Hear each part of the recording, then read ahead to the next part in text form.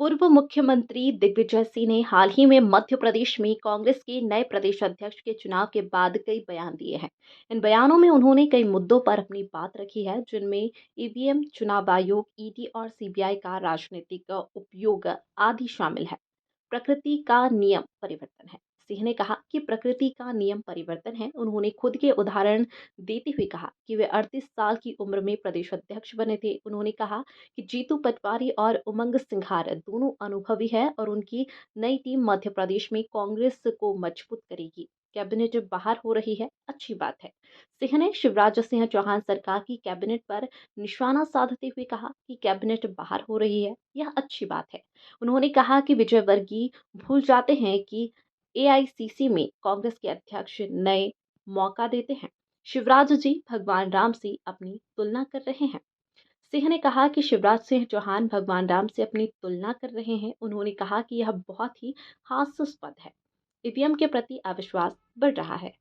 सिंह ने कहा कि देश में ईवीएम के प्रति अविश्वास बढ़ता जा रहा है। उन्होंने कहा कि मुख्य न्यायाधीश का सुझाव अच्छा सुझाव था। उन्होंने कहा कि नरेंद्र मोदी ने चयन प्रक्रिया में खुद को रखा है। चुनाव आयोग ने प्रश्नों की पावती तक नहीं दी।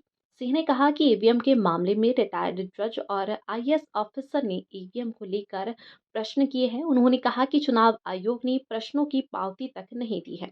उन्होंने कहा कि कांग्रेस के साथ अच्छा अन्य दलों ने चुनाव आयोग से मिलने का समय मांगा, लेकिन हमें समय नहीं दिया जा रहा।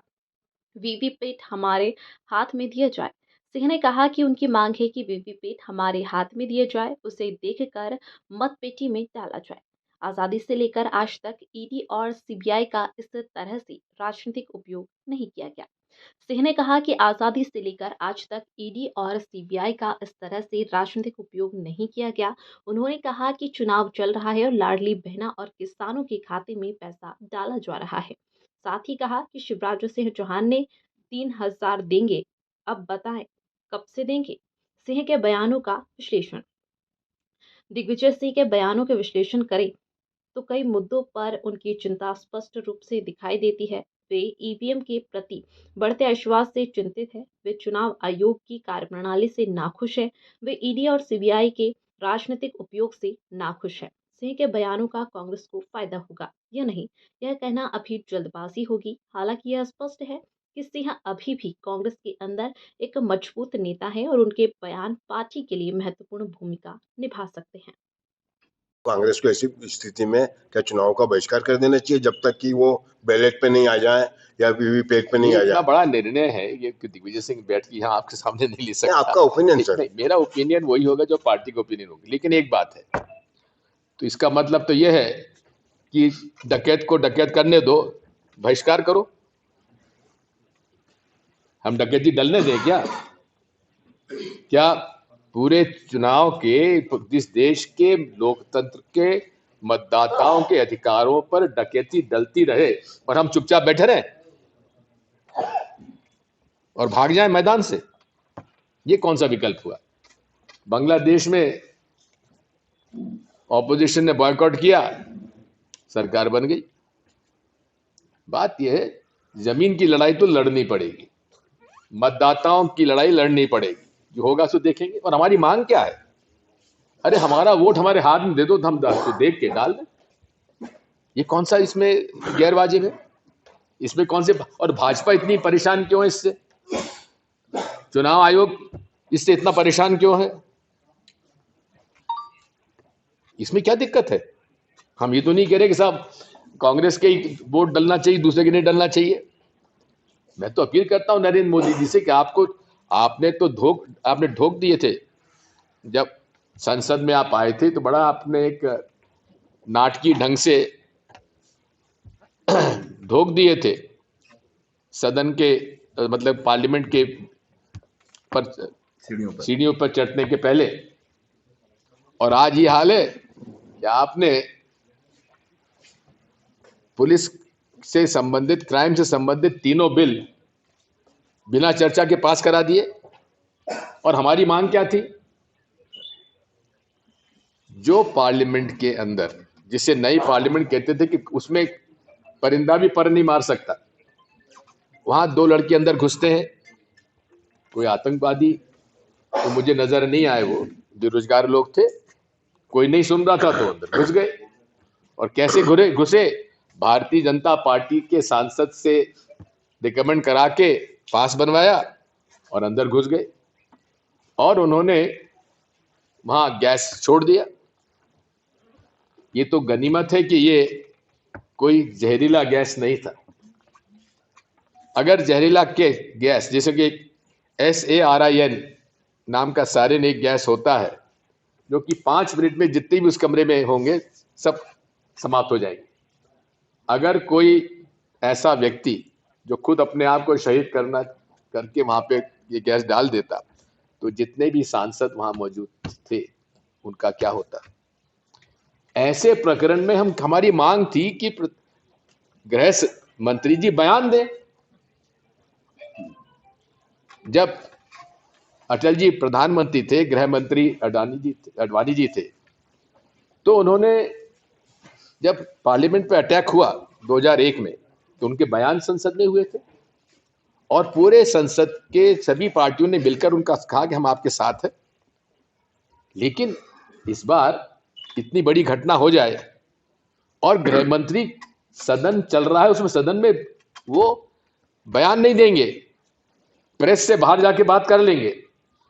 ये संसदीय परंपराओं का अपमान किया है नरेंद्र मोदी जी ने, अमित शाह जी ने, और इसकी मांग हम कर रहे थे, भाई बयान दे दो। हमारा कसूर ये, हमने उनसे बयान देने के लिए कहा, हमको सबको निलंबित कर दिया गया और वो बिल पास करा दिए, जिसका बड़ी मुश्किल से कल कोई एक्सीडेंट हो जाए तो बस वाला ट्रक वाले को 10 साल की सजा। किसकी गलती किसका नहीं। तो ये सब बातें जो है लोकतंत्र से हमारा जिस प्रकार की प्रक्रिया चल रही है, आम लोगों का धीरे धीरे लोकतंत्र से भी विश्वास उठता चला जाएगा अगर इस तरह का रवैया चुनाव आयोग का और सरकार का रहा। अयोध्या में बिल्कुल नहीं दिखेगा, हाँ कमी रहेगी।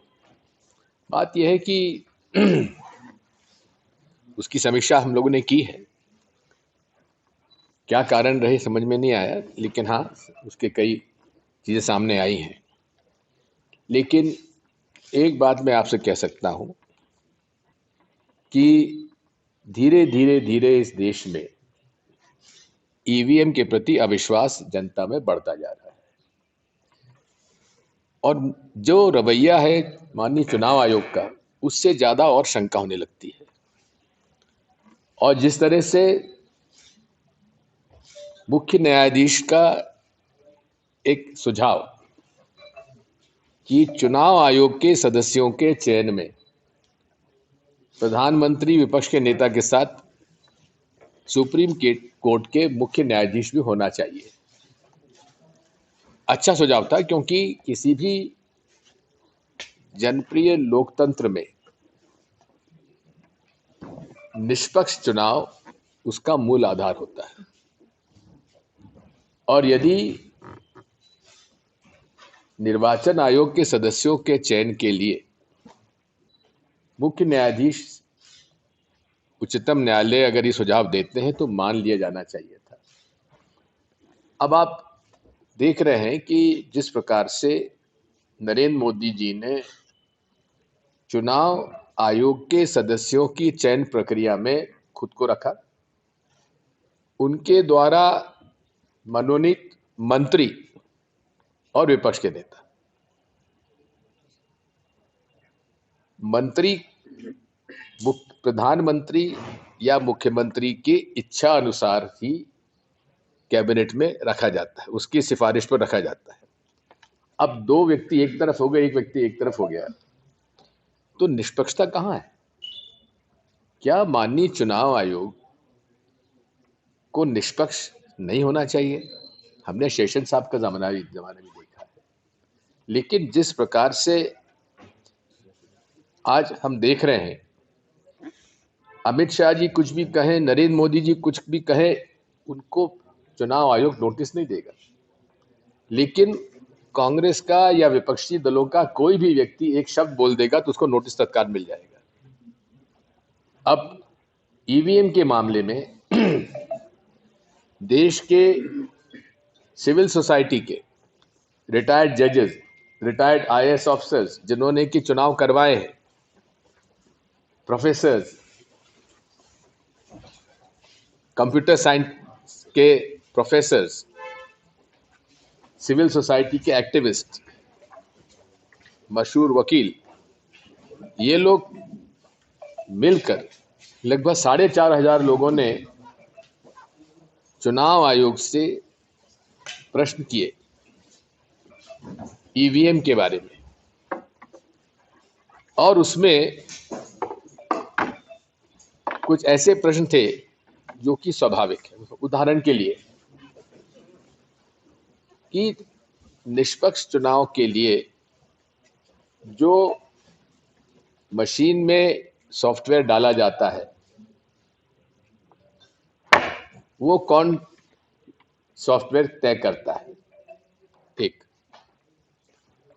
उस सॉफ्टवेयर को आप उजागर क्यों नहीं करते? प्रश्न नंबर 2। प्रश्न नंबर 3, वीवीपैट मशीन में जो नाम और सिंबल लोड किया जाता है, क्या वो इंटरनेट से कनेक्ट होता है कि नहीं होता है?